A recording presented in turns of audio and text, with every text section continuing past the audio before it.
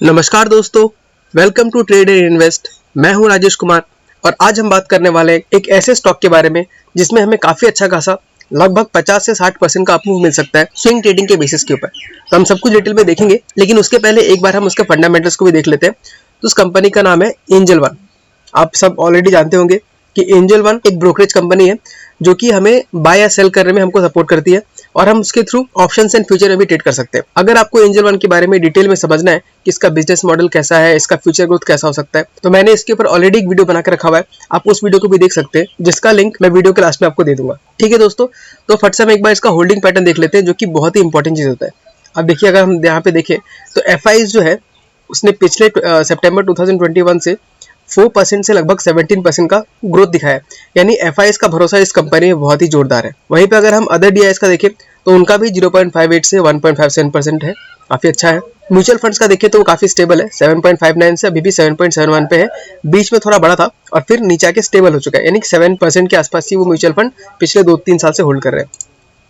Promoter का देखें तो प्रमोटर का 43.77% है, थोड़ा कम है, लेकिन जो बाकी स्टेक है वो सारे के सारे या तो डीआईएस के पास है या एफआईएस के पास है, तो घबराने वाली बात नहीं है। और 43% भी कोई बेकार स्टेक नहीं है, काफी अच्छा खासा स्टेक प्रमोटर भी होल्ड करती है। वहीं पे इस कंपनी का अगर हम और ओवरव्यू देखें तो प्राइस ट्रेंडिंग इसका भी 11 पे मिल रहा है। हमको 11 पे प्राइस ट्रेंडिंग मिल रहा है। एक स्मॉल कैप कंपनी है, हमें रेगुलर डिविडेंड देती है और काफी अच्छा खासा ग्रोथ दिखा रही है।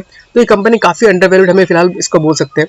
अगर हम डिविडेंड यील्ड देखें तो 3% है। दोस्तों, स्मॉल कैप कंपनी 3% का अगर डिविडेंड दे रही है तो ये बहुत ही बढ़िया न्यूज़ हो जाता है हमारे लिए, क्योंकि फ्यूचर में जाके जैसे जैसे कंपनी बढ़ेगी वैसे वैसे डिविडेंड यील्ड भी काफ़ी अच्छा खासा हमारे लिए बढ़ जाएगा। ध्यान रखिएगा दोस्तों, हम अगर अभी बाय कर लेते हैं तो हमारा बाइंग प्राइस जो होगा वो लगभग 1000 के आसपास आएगा।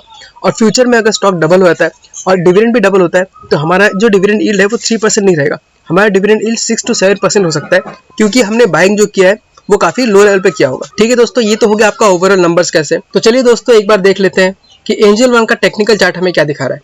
यहाँ मैंने इसको ओपन कर लिया है और जो येलो लाइन है वो हमें दिखाता है 200 डेज का मूविंग एवरेज। तो करंटली जो स्टॉक है वो 200 डीएमए के नीचे चल रहा है और कहीं ना कहीं हम देखें तो ऊपर जाके ये 200 डीएमए के पास से ही इसने रिवर्सल किया था। तो या तो हम इसको नेगेटिव मान सकते हैं या हम इस रिवर्सल को अच्छा मान सकते हैं, क्योंकि अगर देखें यहाँ से तो ये हमें एक अपट्रेंड दिखा रहा है। यहाँ से आप देख सकते हैं, यहाँ से हमें एक स्टॉक अपट्रेंड दिखा रहा है और इतना ऊपर आने के बाद एक हल्का सा रिवर्सल आना जरूरी था, तभी हमारा अपट्रेंड कंफर्म हो जाता है। तो अगर ये यहाँ से बिना लो बनाए हुए अगर वापस टर्न मार देता है तो हमें एक अच्छा खासा अपट्रेंड कंफर्म हो जाएगा और साथ ही साथ इसका क्लोजिंग भी 200 डीएमए के ऊपर हो जाएगा। तो हमें 100% श्योर हो जाएगा कि इसने एक अपट्रेंड स्टार्ट कर दिया है। लेकिन उसके भी अच्छा मैं एक दूसरा चीज़ यहाँ पे देख रहा हूँ कि मुझे ये स्टॉक कहीं ना कहीं एक चैनल में घूमते नजर आ रहा है। उसके लिए हमें यहाँ पे देखना होगा। एक लाइन ले लिया और ये एक पहला हमारा रेजिस्टेंस की तरह काम कर रहा है। अगर हम सपोर्ट की तरह देखने का ट्राई करें तो कहीं ना कहीं 1033 के आसपास हम लोग का सपोर्ट बनाता हुआ दिख रहा है। अब आप लोग कमेंट में ये मत बोलिए कि ये तो सपोर्ट को एक्जेक्टली टच नहीं कर रहा, उसके ऊपर नहीं चला गया, क्योंकि सपोर्ट और रेजिस्टेंस कोई भी एक फिक्स पॉइंट नहीं होता है, वो एक रेंज होता है। तो थोड़ा सा ऊपर नीचे हो ही सकता है। तो हमें वैसे भी सपोर्ट रेजिस्टेंस को पूरा पकड़ के नहीं बैठना चाहिए, वो एक रेंज की तरह है। अगर मान लीजिए अगर कोई सपोर्ट 100 रुपये निकल के आता है तो बहुत ज़्यादा चांसेस है कि वो सपोर्ट को तोड़ के 99-98 तक भी चला जाए। तो ये बात हमेशा ध्यान में रखना चाहिए कि सपोर्ट रेजिस्टेंस कोई फिक्स प्राइस नहीं है, एक रेंज है। उस रेंज में आने से हम हल्का हल्का बाइंग स्टार्ट कर सकते हैं। तो अब हम देखेंगे तो इस रेंज में जो स्टॉक है वो मल्टीपल टाइम यहाँ पे मूव कर चुका है। आप देख सकते हैं यहाँ पे पहला सपोर्ट इसने यहाँ पे लिया जो कि आपका 1030 से 40 के तक मान सकते हैं, और रेजिस्टेंस जो था उसने यहाँ पे लिया जो कि आपका लगभग 1700-1600 के पास निकल के आता है। अगेन वो यहाँ से नीचे आया और इस सेम प्राइस पे देख सकते हैं 1073-83 के आसपास सपोर्ट लिया और 1500 पे जाने के बाद नीचे आया और अगेन इसने यहाँ पे आपको हल्का सा एक रेजिस्टेंस दिखाया 1600 के ऊपर। फिर हालांकि ऊपर गया लेकिन ऊपर आके वापस नीचे आया और अगेन इसने जो सपोर्ट लिया वो आपका इस प्राइस पे, अगर हम एकदम एग्जैक्टली देखूं तो 1100 रुपये के ऊपर लिया। तो अगर 1070 है तो 1100 तक इतना सपोर्ट चलता है। फिर वहां से जब ऊपर गया तो यहाँ पे इसने 3 बार रेजिस्टेंस फेस किया। देख सकते हैं रेजिस्टेंस अगेन वही 1600 के आसपास ही इसने फेस किया। वहां से फिर नीचे आया तो इसने यहीं पे अगेन सपोर्ट लिया। तो हम देख सकते हैं कि बहुत ही अच्छा चैनल में मूव कर रहा है। और अभी यहाँ से अगर देखें तो इसका जो लो था जो आपका 1048 रुपीज़ था, वहां से अगर ये अपने रेजिस्टेंस को टच करता है तो हमें लगभग 57% या 58% का रिटर्न मिल रहा है, जो कि काफी अच्छा खासा रिटर्न हो सकता है। लेकिन ये स्टॉक ऑलरेडी मूव कर चुका है। आप देख सकते हैं इस स्टॉक ने ऑलरेडी इतना मूव दे दिया और वहां से नीचे आया। तो अब यहाँ से अगर हम कैलकुलेट करें तो यहाँ से भी हमको लगभग 30 से 33% का रिटर्न मिल सकता है, जो कि बहुत ही अच्छा रिटर्न होगा।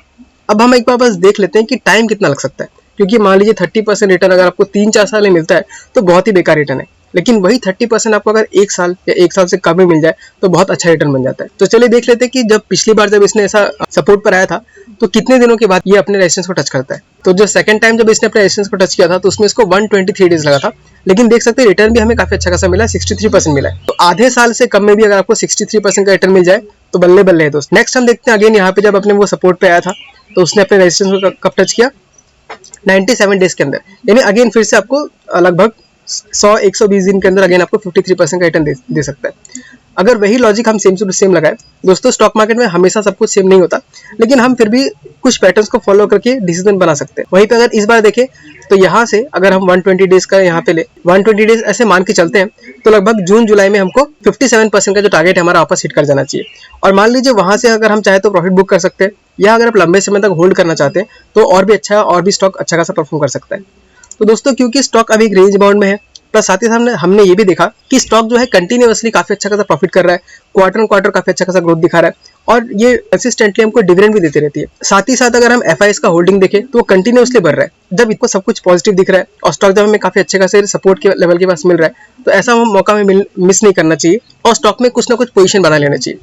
अब दोस्तों फाइनली अगर मैं अपने बारे में बात करूं तो मैं ऑलरेडी स्टॉक में इन्वेस्टेड हूं और मैंने इसमें 2 इंस्टॉलमेंट अपने पैसे को इन्वेस्ट कर दिया है, और थर्ड इंस्टॉलमेंट अगर वापस मुझे 1000 के आसपास मिलता है तो मैं इन्वेस्ट करूंगा। अगर आपको शॉर्ट टर्म में 30-40% चाहिए तो आप यहाँ से कंसिडर कर सकते हैं, क्योंकि यहाँ से भी अगर अपने हाई को टच करता है अगेन तो हमको 30% मिल सकता है।